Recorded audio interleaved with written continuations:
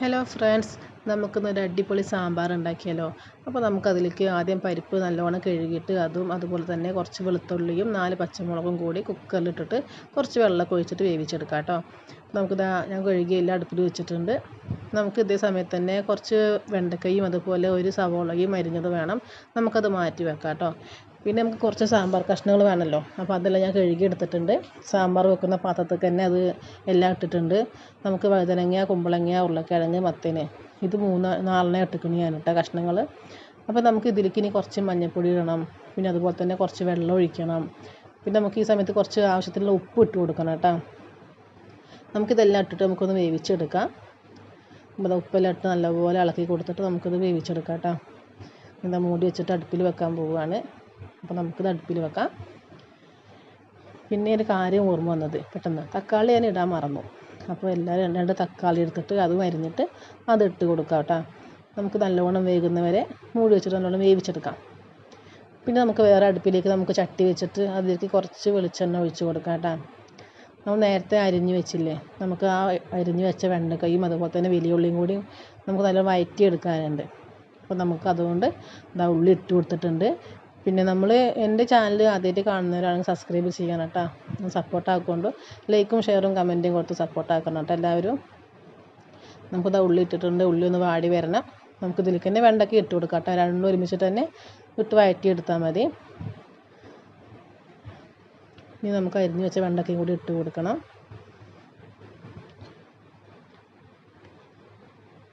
വെണ്ടയ്ക്ക ഇട്ട് കൊടുക്കാം കേട്ടോ. നമുക്ക് നല്ലോണം വഴറ്റിയെടുക്കാം.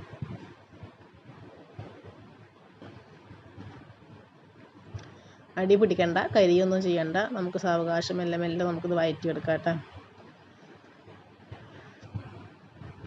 അപ്പോൾ വെണ്ടക്കയും ഉള്ളി നല്ലോണം വഴന്ന് വന്നിട്ടുണ്ട്. നമുക്കിത് വേറെ പാത്രത്തിലേക്ക് മാറ്റി വെക്കാം. ഇനി അതേ ചട്ടിയിൽ തന്നെ കുറച്ച് വെളിച്ചെണ്ണ നമുക്ക് ഒഴിക്കാം. ഇത് കുറച്ച് സാധനം കൂടി നമുക്ക് വറുത്തെടുക്കാനുണ്ട്. അപ്പോൾ നമ്മൾ നേരത്തെ കഷ്ണം വേവിക്കാൻ വെച്ചതിൽ മഞ്ഞൾപ്പൊടി മാത്രമേ ഇട്ടിട്ടുള്ളൂ. ബാക്കിയുള്ള പൊടികളൊന്നും ഇട്ടിട്ടില്ല. അപ്പോൾ നമുക്കിതിലേക്ക് കുറച്ച് വെളിച്ചെണ്ണ ഒഴിച്ച് കൊടുക്കാം. എണ്ണ ചൂടായി വരുമ്പോൾ നമുക്ക് കുറച്ച് ഉലുവ ഇട്ട് പൊട്ടിക്കണം. എണ്ണ ചൂടായി വന്നിട്ടുണ്ട്. നമുക്കിനി കുറച്ച് ഉലുവ ഇട്ട് പൊട്ടിക്കാം. അതുപോലെ തന്നെ ചെറിയ ജീരകം, പിന്നെ അതുപോലെ തന്നെ ഉഴുന്ന്, പിന്നെ നമുക്ക് കുറച്ച് ചോറ് വെക്കുന്ന സാധാ നമ്മളുടെ വെള്ളരി ഉണ്ടല്ലോ, നമുക്ക് അതും കൂടി ഇട്ടിട്ട് ഒന്ന് വറുത്തെടുക്കാം കേട്ടോ. നമ്മുടെ ഈ അരിയൊക്കെ ഇങ്ങനെ പൊരി പോലെ നമുക്ക് ഇങ്ങനെ വിരിഞ്ഞ് വരും.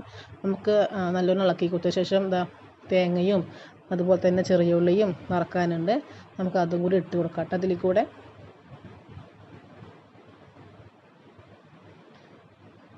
തേങ്ങ ഇട്ട് കൊടുക്കാം. നമുക്ക് അടി പിടിക്കാണ്ട് നമുക്ക് നല്ലോണം ഇളക്കി കൊടുത്തിട്ട് വറുത്തെടുക്കണം കേട്ടോ.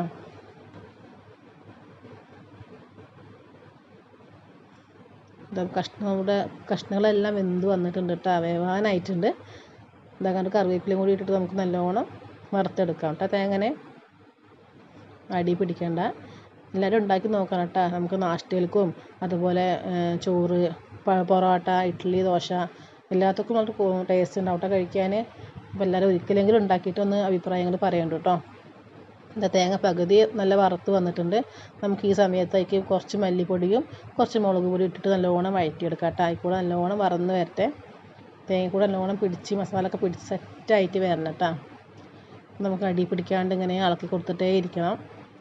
ഇതപ്പോൾ ഏകദേശം നല്ല അത്യാവശ്യം വറന്ന് വന്നിട്ടുണ്ട്.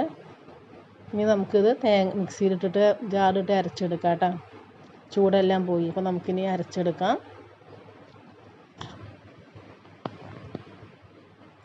സപ്പോർട്ടാക്കട്ടെ എല്ലാവരും. തേങ്ങയൊക്കെ എടുത്തിട്ടുണ്ട്. ഇനി നമുക്ക് കുറച്ച് വെള്ളം ഒഴിച്ചിട്ട് നമുക്ക് നല്ലോണം പേസ്റ്റ് പോലെ അരച്ചെടുക്കാം.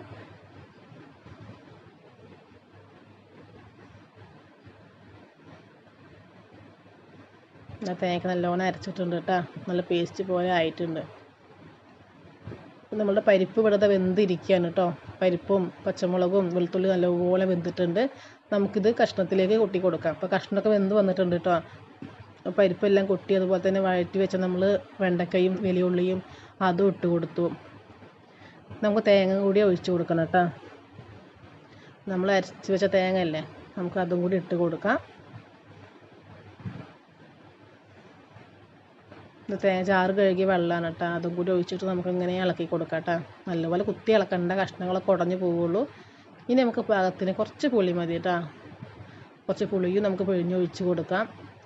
നമുക്ക് ഈ സമയത്ത് ഉപ്പില്ലെങ്കിൽ ഉപ്പിട്ട് കൊടുക്കണം. അപ്പോൾ അതാരും മറക്കരുത്. ഒന്ന് ടേസ്റ്റ് നോക്കിയിട്ട് ഉപ്പിട്ട് കൊടുക്കാം കേട്ടോ. പിന്നെ നമ്മൾ മെയിൻ ആയിട്ടുള്ള സാമ്പാർ പൊടി ഇട്ട് കൊടുക്കണം. അത് നമുക്ക് ഇട്ട് കൊടുക്കാം കേട്ടോ. എല്ലാവരും ഉണ്ടാക്കി നോക്കണം കേട്ടോ. ഇത് സാമ്പാർ പൊടി ഇട്ടിട്ടുണ്ട്. എന്താ നല്ല തിളച്ച് വന്നിട്ടുണ്ട് സാമ്പാർ കേട്ടോ. തിളച്ച് നല്ല മണമാണ് സാമ്പാറിന്. പ്രത്യേക ടേസ്റ്റും പ്രത്യേക ഒരു മണമാണ് ഈ സാമ്പാറിന് കേട്ടോ. എല്ലാവരും ഉണ്ടാക്കി നോക്കണം. അപ്പോൾ സാമ്പാറൊക്കെ നല്ലോണം തിളച്ച് വന്നിട്ടുണ്ട്. നമുക്ക് താളിച്ചെടുക്കാം കേട്ടോ. ഇതിന് നമുക്ക് വേറെ ചട്ടിയിലേക്ക് കുറച്ച് വെളിച്ചെണ്ണ ഒഴിച്ച് കൊടുക്കാം. നമുക്ക് പൊട്ടിക്കാൻ കടുക് ഇടണം കേട്ടോ. കടുക് പൊട്ടിക്കുക. അതുപോലെ തന്നെ 2 ഉണക്കമുളക് ഇട്ട് കൊടുക്കാം. പിന്നെ കുറച്ച് കറിവേപ്പിലയും കൂടി ഇട്ടിട്ട് നമുക്ക് താളിച്ചെടുക്കാം. നമ്മളുടെ സാമ്പാർ റെഡി ആയിട്ടുണ്ട് കേട്ടോ. അവിടെ എന്താ മണം. സാമ്പാർ ആയപ്പോഴത്തേക്കും മോൾക്ക് ചോറ് വേണേ വിശക്കണേന്നും പറഞ്ഞിട്ട് മോൾക്ക് ചോറ് കൊടുക്കാനായി. അപ്പോൾ എല്ലാവരും ട്രൈ ചെയ്യണം കേട്ടോ. ഒരിക്കലെങ്കിലും ഉണ്ടാക്കി നോക്കണേ. ഒരിക്കലെങ്കിലും ഉണ്ടാക്കി നിങ്ങൾ എല്ലാവരും ഫീഡ്ബാക്ക് കമൻറ്റ് ബോക്സിൽ അറിയിക്കണം കേട്ടോ. ഇന്നത്തെ ഞങ്ങളുടെ ഉച്ചയൂണാണിത്. ചോറും അതുപോലെ തന്നെ സാമ്പാറും. ഞാൻ പയറുപ്പേരി ഉണ്ടാക്കിയിട്ടുണ്ടായിരുന്നു കേട്ടോ. പയറുപ്പേരി ഉണ്ട്. പിന്നെ അതുപോലെ തന്നെ മാന്തൽ പൊരിച്ചതുണ്ട്. ഉണക്കമാന്തലാണ്. അത് പൊരിച്ചതുണ്ട്. പിന്നെ എന്തുണ്ട്, പപ്പടം കൂടിയുണ്ട്.